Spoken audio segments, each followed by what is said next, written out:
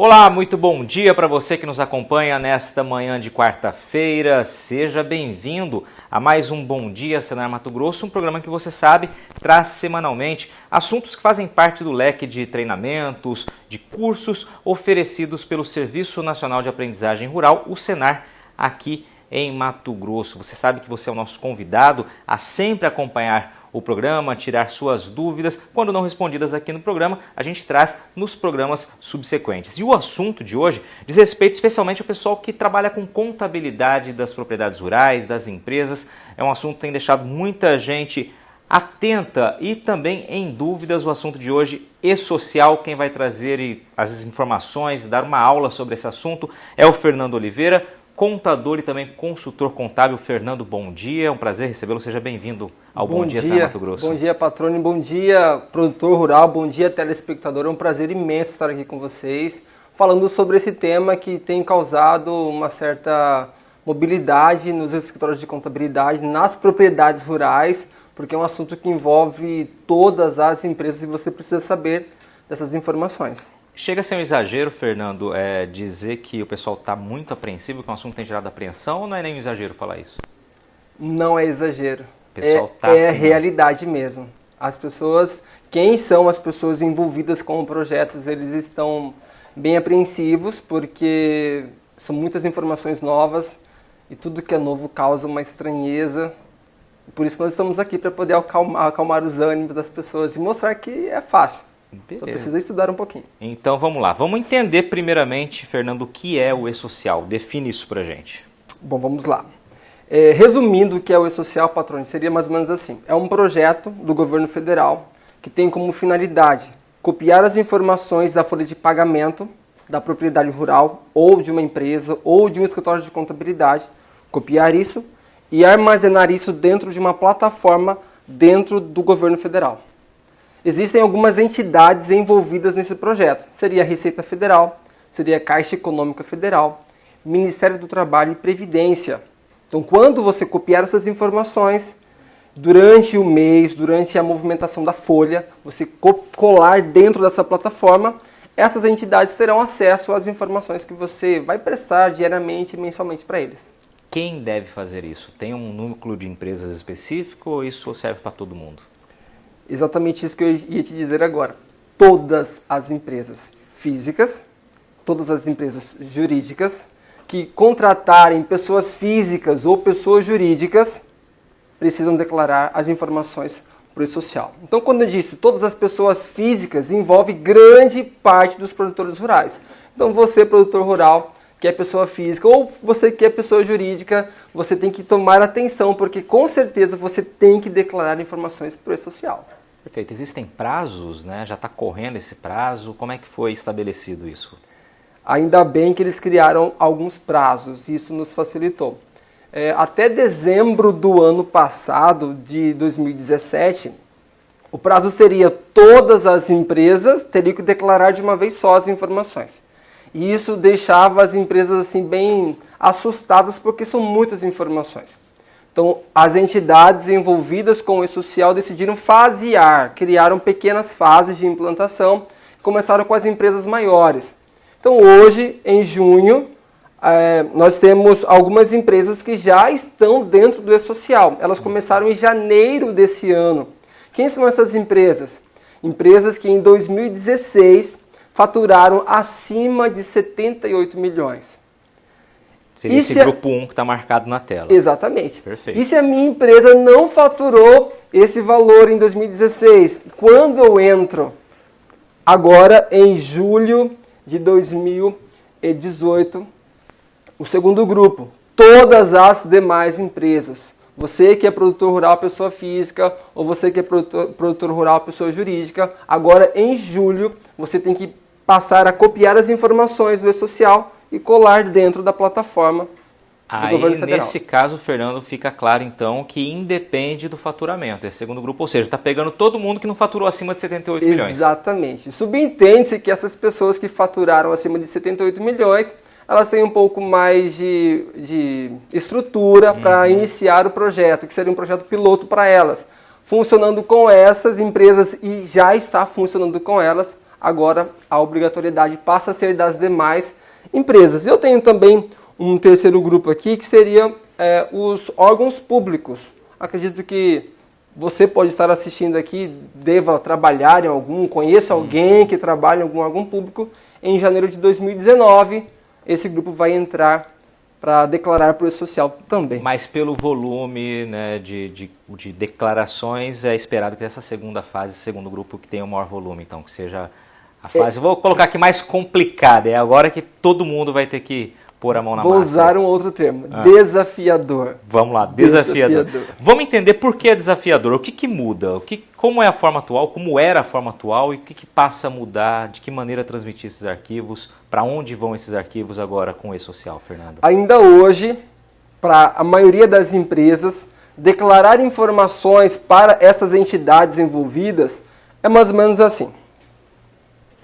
Podemos dizer que você seja esse indivíduo aqui, que seja o contador ou responsável pelo envio.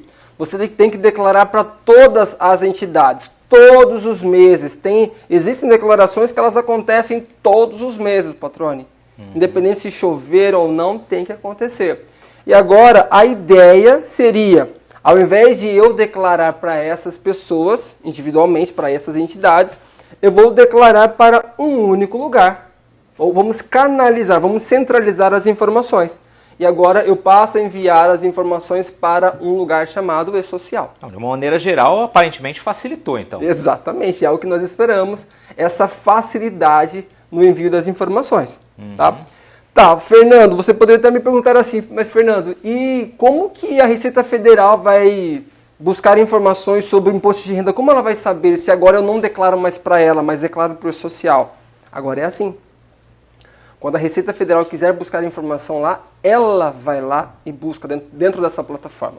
Quando a Caixa Econômica quiser buscar informações, ela vai lá e busca as informações. Seria basicamente dessa forma que vai funcionar. Vamos lá. E por que houve essa mudança? Bom, já deu para entender que facilitou, apesar do desafio, como você disse, deve facilitar, né? O processo vai ser gradual, as pessoas vão se acostumando, vai facilitar porque você vai enviar para um local só. A busca dessa informação, como você citou, exemplificou com a Receita, também vai ser mais fácil, você vai buscar num local só.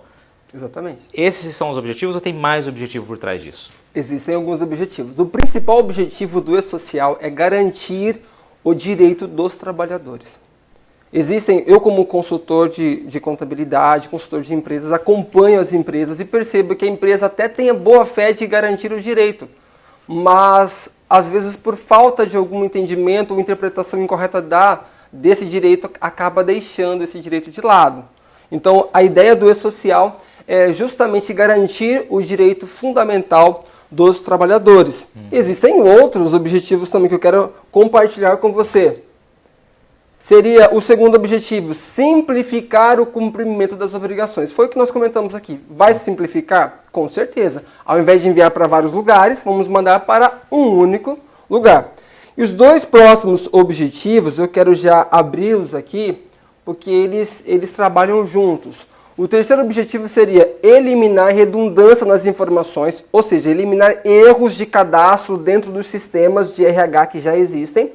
E a partir do E-Social, garantir que as informações que nós enviarmos para o E-Social sejam da melhor qualidade possível. Essa é a grande ideia. Então vamos ter a questão do direito e vamos ter também informação precisa sendo enviada para dentro do E-Social. Agora, Fernando, você, como disse, é consultor, né, contador, entende do assunto e tem prestado consultoria para algumas empresas, inclusive empresas rurais. Exatamente. Vamos pegar, como você exemplificou, tem empresas que fazem parte daquele primeiro grupo. Onde estão as dificuldades? O que você tem encontrado de dúvida maior desse pessoal que já está, desde janeiro, fazendo a declaração para o E-Social, para um canal só? O que está pegando mais aí? Eu preparei aqui para apresentar para você, para os telespectadores que estão nos assistindo, quais os impactos do E-Social na minha empresa, na minha propriedade rural.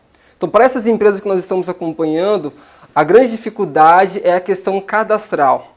Existe uma cultura que eu tenho observado nas empresas, de modo geral, que hoje podemos cadastrar faltando o endereço do trabalhador, hoje podemos cadastrar o filho sem o CPF do filho, Hoje podemos cadastrar o empregado e depois eu faço o exame admissional. Então, essas coisas eu preciso rever, porque nós temos que mudar. Eu vou apresentar no próximo bloco quais são esses impactos. E aí o pessoal vai poder entender melhor como se preparar. Então já fica a deixa então para que você que está nos acompanhando continue com a gente. A gente vai a um breve intervalo. Na sequência vamos cobrar isso do Fernando. Ele vai trazer todas as informações. Você continue com a gente. Esse é o Bom Dia Senar Mato Grosso. Hoje falando sobre o E-Social. Explicando o que é o E-Social, quais as vantagens, os desafios e os prazos para que o pessoal comece, as empresas comecem a encaminhar essas declarações para um único local, para um único destino, que é o E-Social, como o Fernando bem mencionou. Daqui a pouquinho a gente volta. Esse é o Bom Dia Senar Mato Grosso, daqui de Cuiabá.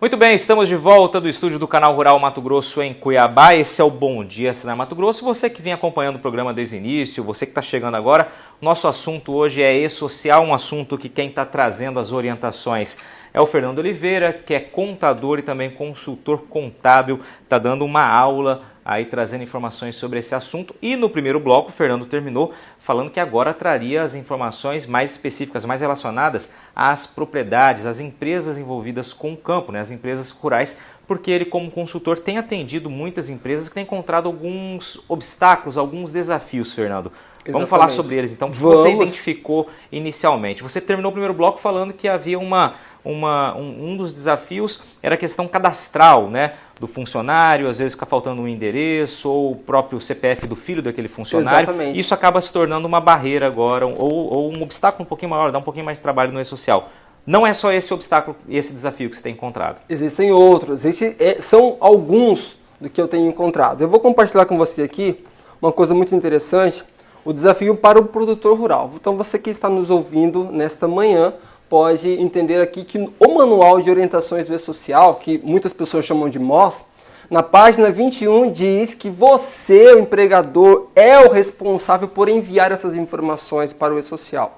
Mas eu tenho certeza que os empregadores, os produtores rurais, eles têm outras atribuições e contratam um contador para fazer isso, ou contratam um profissional habilitado para fazer isso dentro das propriedades. Então, mas e aí? O que eu, como produtor rural, tenho a ver com essa situação? Então você precisa dar garantias, dar estruturas para que essas pessoas possam enviar em seu nome essas informações para o social. Que seja estrutura de internet, que seja estrutura de ensino, de consultoria, porque é uma situação nova, as pessoas precisam de orientação. É tudo muito novo, as pessoas ficam... Será que eu posso fazer isso? Mesmo porque se fizer alguma coisa errada aqui ou fora da estrutura que o E-Social exige, a empresa pode ser multada ou pode ter algumas restrições de CND, que são as certidões negativas, e a empresa pode ter algum empecilho de vender ou comprar por conta disso. Quer dizer, o caminho mais que nunca também é da orientação, né? Buscar treinamento, né? Exatamente para evitar esse tipo de falha. Eu sei que na próxima tela você fala numa mudança de rotina, né? Vamos detalhar um pouco mais isso, Fernando. Existe uma rotina hoje dentro das propriedades rurais. Na folha de pagamento, por exemplo, existe o passo a passo para admitir, existe o passo a passo para demitir. Se o empregado traz um atestado de doença, existe o passo a passo para registrar este afastamento. Só que o que nós temos que observar agora é o seguinte: será que esses procedimentos que nós executamos hoje são suficientes para garantir que o E-Social receba as informações do jeito que ele quer? Então nós temos que rever as nossas rotinas. A primeira rotina aqui vai ser a saúde e a segurança do trabalhador, que é uma coisa importante, faz parte de uma das fases do E-Social. E você que é o proprietário rural, o produtor rural, precisa entender que tem que terceirizar uma empresa para fazer isso ou ter alguém habilitado dessa área aqui dentro da propriedade para poder fazer com que isso seja gerado. Perfeito. Uma outra coisa que vem em encontro com aquilo que nós comentamos lá no finalzinho do primeiro bloco é a correção cadastral, que são uma das grandes dificuldades que encontramos hoje em relação ao E-Social. Porque quando você me perguntou no primeiro slide, Fernando, o que é o E-Social? Eu disse, Nós vamos copiar as informações que existem dentro da sua plataforma, dentro do seu sistema, dentro da sua estrutura de folha de pagamento e vamos colar dentro de uma plataforma do e-social. Se eu copiar errado ou faltando informação e colar lá, eu vou gerar informação incorreta para o governo federal. Então eu preciso primeiro corrigir aqui a minha base para depois eu transmitir. Então, correção cadastral é uma das preocupações que nós temos em relação a isso. A próxima seria rotinas de admissão. Apesar de eu ter citado que existe uma rotina para admitir, algumas empresas contratam funcionários, só que não pegam todas as documentações necessárias para isso. E aí acontece do empregado trabalhar e iniciar a atividade laboral dele sem o devido registro, sem ter assinado a carteira ou sem ter assinado o contrato de experiência, e isso vem de encontro com o primeiro objetivo do social, que é garantir o direito do trabalhador. E no topo da pirâmide, no topo da tela aí? Nós temos aqui uma questão do sistema de folha de pagamento. O seu sistema de RH, a sua empresa, a sua propriedade rural precisa de um sistema para fazer isso. É impossível fazer manualmente. Não dá. São muitas informações que eu tenho que gerar isso para o e-social. E se eu for fazer manualmente, eu assumo um risco muito grande de gerar informação fora do prazo e gerar informações incorretas. Tem mais um item aqui que eu quero compartilhar, que seria a comunicação assertiva. Se você tem um contador, se você que é produtor rural, tem um contador que faz para você essa folha de pagamento, a comunicação entre você e o contador tem que ser certeira, porque existem alguns prazos que o social exige que sejam cumpridos aqui. Vamos lá, próxima tela aí começa a ficar mais complicado para quem não entende do assunto, como é o meu caso. Vamos lá, alterações técnicas. Bom, olha só, vai ser fácil isso aqui. Para o produtor que está nos ouvindo aqui, ele vai entender. Todo produtor rural, pessoa física, ele tem um cadastro de SEI, que é o cadastro um cadastro geral que tem na Previdência Social.